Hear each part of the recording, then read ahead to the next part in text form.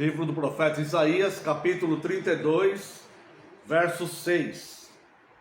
Porque o louco fala loucamente, e o seu coração obra o que é iníquo, para usar de impiedade e para proferir mentiras contra o Senhor, para deixar o faminto na ânsia da sua fome e fazer que o sedento venha a ter falta de bebida. Também as armas do fraudulento são más.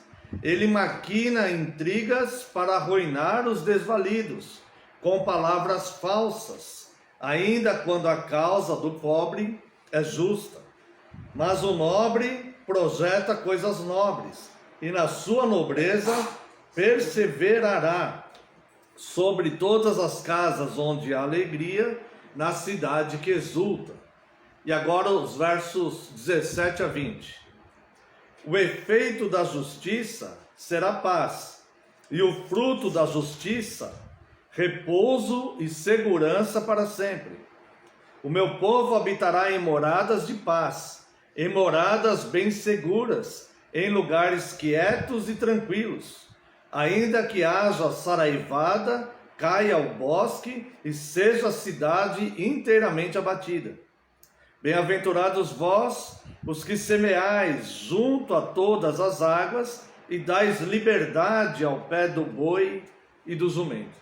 Bem, aqui, essa pequena passagem que nós lemos aqui, ela faz um contraste entre aquele que é ímpio, iníquo, como diz a palavra aqui, e que age perversamente, pervertendo as coisas, inclusive a palavra de Deus, falando mentiras sobre o Senhor, tá? Coisas que nós estamos vendo com muita clareza hoje em dia que está acontecendo, né? Nós vemos na televisão, nas redes sociais, vários líderes pervertendo, né? São seitas, na verdade, que colocam o nome de igreja, mas pervertendo a palavra de Deus e levando muitos ao erro. E também pessoas de fora que vivem de forma ímpia, iníquos, agindo perversamente. Aqui, nos versos 6 a 8 que nós lemos, a palavra de Deus diz que aqueles que se afastam da justiça e que agem de forma injusta são loucos. A palavra de Deus são loucos, porque eles vão trazer juízo para si mesmos. Ou seja, as consequências dos seus atos irão alcançá-los. Assim como a palavra de Deus diz que as bênçãos de Deus virão e nos alcançarão, as consequências dos atos dos injustos também virão e nos alcançarão. Essa é a lei da semeadura. Essa lei não tem como mudar. A pessoa crendo ou não crendo nas Escrituras, as consequências virão do mesmo jeito.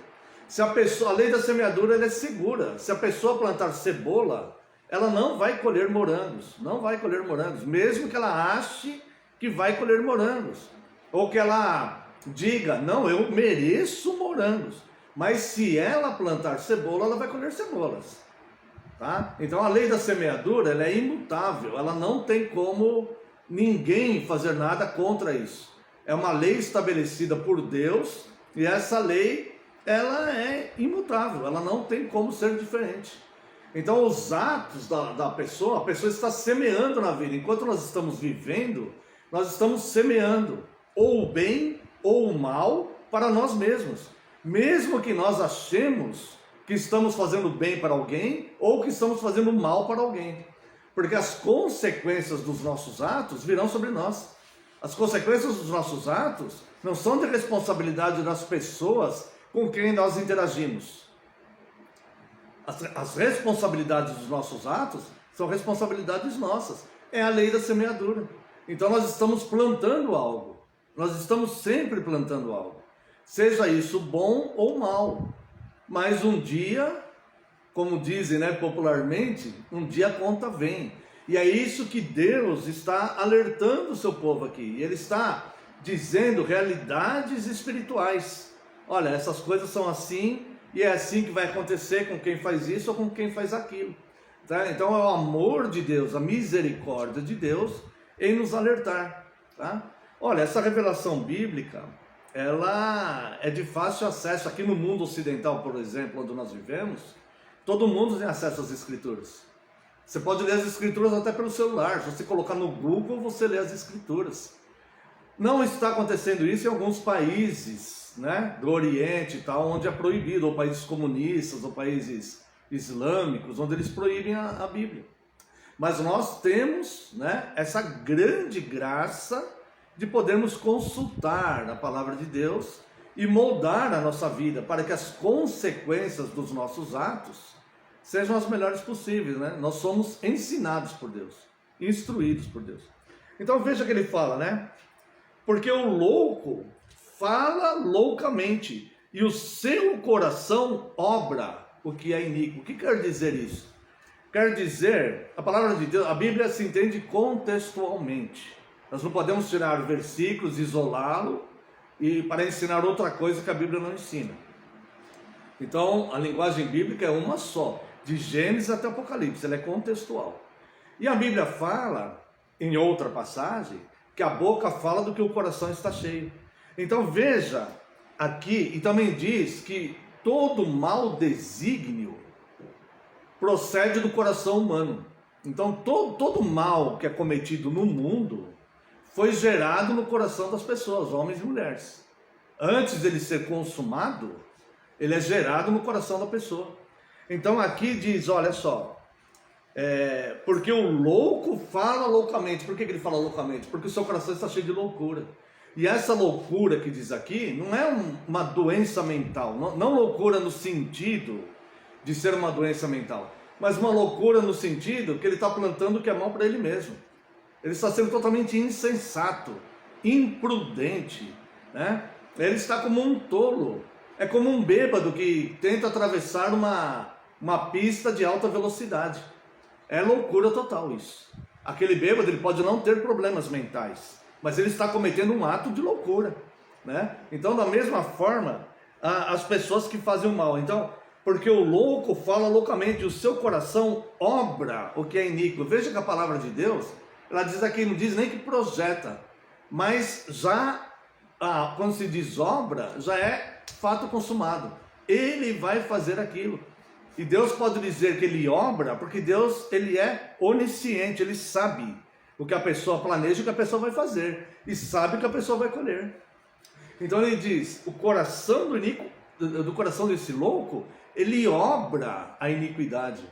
Ou seja, está elaborado, está planejado, ele vai fazer, ele pensa naquilo, ele maquina aquilo, né? Ele vai acabar fazendo aquilo e vai colher as consequências. Pode demorar um pouco, mas ele vai colher as consequências daquilo. Da mesma forma que quem fizer o bem colherá também suas consequências, tá? Verso 6, né? Porque o louco fala loucamente, o seu coração obra o que é iníquo, para usar de impiedade. Olha, impiedade. A palavra de Deus, no seu contexto bíblico, diz que o serviço piedoso é fazer o bem às pessoas, né? Há uma diferença entre caridade e piedade. Caridade, até o homem mais iníquo, ele pode fazer um ato de caridade. Vamos supor aí, que nem esses lugares do Rio de Janeiro, onde as regiões muitas vezes são controladas pelo tráfico de drogas, tá? Então, aquele traficante lá, ele mata pessoas, por exemplo, que ficaram devendo para ele, mas ele pode ter um ato de distribuir cesta básica para a comunidade, tá? Então, ele tem, aí é uma obra de caridade. A piedade é fazer o bem para as pessoas, pensando em Cristo. Olha, eu quero fazer o bem para essas pessoas, porque elas pertencem a Cristo pertence a todas as pessoas. Jesus falou para dar agasalho para quem está com frio, alimentar os que estão com fome. Eu vou fazer isso porque são pessoas de Cristo, eu quero servir a Cristo, amando as pessoas a este ponto, do que eu puder fazer por essas pessoas. Então a piedade e a caridade são coisas diferentes. Não que a caridade seja mal, não. Se o traficante der uma cesta básica para alguém, glória a Deus. Mas não é um ato de piedade, é um ato de caridade. A piedade é dar a mesma cesta básica, só que pensando em Cristo, né? Vou fazer porque aquela pessoa pertence a Cristo e eu quero ser um cristão de fato e amar essa pessoa e tal, tá? Então, aqui diz, porque o louco fala loucamente, seu coração obra o que é iníquo, para usar de impiedade e proferir mentiras contra o Senhor, ou seja, perverter as coisas de Deus. É aquela pessoa que age mal, que se esquece de Deus, que não adora Deus, que não se empenha em aprender sobre Deus, e ela fala: ah, eu sou uma pessoa muito boa, eu tenho um coração muito bom, eu gosto de ajudar as pessoas e tal. Ela está mentindo contra Deus, porque ela não está aprendendo as coisas de Deus e o que semear corretamente, segundo a palavra de Deus. Nós vamos cantar o Salmo 24. O Salmo 24 fala que a Deus pertence tudo. A terra, as pessoas, o que nela contém. Então tudo que nós fazemos, nós temos que fazer como Deus nos orienta a fazer. Porque as coisas pertencem a Ele. Tudo é dele. Nada que é nosso. Nós vamos morrer, vai ficar tudo aqui. Então alguém vai dirigir meu carro, alguém, depois que eu morrer, alguém vai dirigir meu carro, alguém vai usar as minhas roupas, tudo vai ficar para alguém, né? Então o meu celular vai ficar para alguém, tudo, nada é nosso aqui. Mas tudo pertence a Deus, essa terra pertence a Deus. Então, irmãos, veja o que diz aqui, né? Porque o louco fala loucamente, o seu coração obra o que é iníquo, para usar de impiedade e para proferir mentiras contra o Senhor, para deixar o faminto na ânsia de sua fome e fazer que o sedento venha a ter falta de bebida. E também acrescenta aqui o fraudulento, né? Aquele que frauda, que ilude, que engana as pessoas, né? Uma fraude é algo que é enganoso. Também as armas do fraudulento são más. Ele maquina intrigas para arruinar os desvalidos com palavras falsas, ainda quando a causa do pobre é justa. Essa aqui é a quebra do 9º mandamento, né? Pessoas que inventam coisas sobre a vida dos outros, falam mal dos outros, né? Nem sabe direito o que aconteceu e às vezes está falando: ah, aquela pessoa fez isso, aquela pessoa fez isso. Cuidado, irmãos, a gente pode arruinar a reputação de alguém. E isso é plantar algo também, para colhermos mais tarde, né? Então aqui diz a respeito do que age com impiedade e com fraudulência, e diz que essas pessoas são loucas. Mas aí estão agindo loucamente, né? Não que são loucas com problemas patológicos, mas estão agindo loucamente de forma que vão colher aquilo, né? E aí faz um contraste com aquele que se aplica a ser justo. E a justiça é a justiça de Deus, porque o ser humano, ele não tem justiça própria. Nós não temos justiça própria. A justiça é de Deus. Todos nós somos sujeitos ao erro. Todos nós erramos e pecamos. É por isso que a palavra de Deus muitas vezes nos espanca. Quando nós vemos a palavra de Deus, nós sentimos que Deus está nos batendo mesmo, nos corrigindo, porque todos nós erramos, né? Infelizmente. Mas nós vamos usando isso para procurar melhorar. E aqui vai dar o resultado, então, daquele que planta e semeia o que é bom. O efeito da justiça. Essa justiça não é a justiça segundo o padrão humano, mas é a justiça de Deus, tá? Que, né, ele menciona aqui: deixa o sedento sem água, deixa o faminto com fome, né?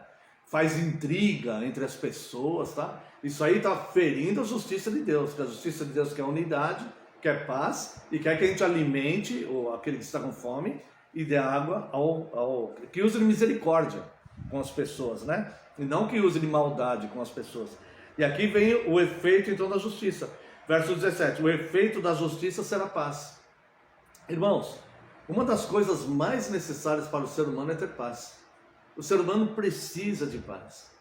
A pessoa, quando ela vive muito atribulada, muita inquietação, essa pessoa sofre muito, ela sofre demais.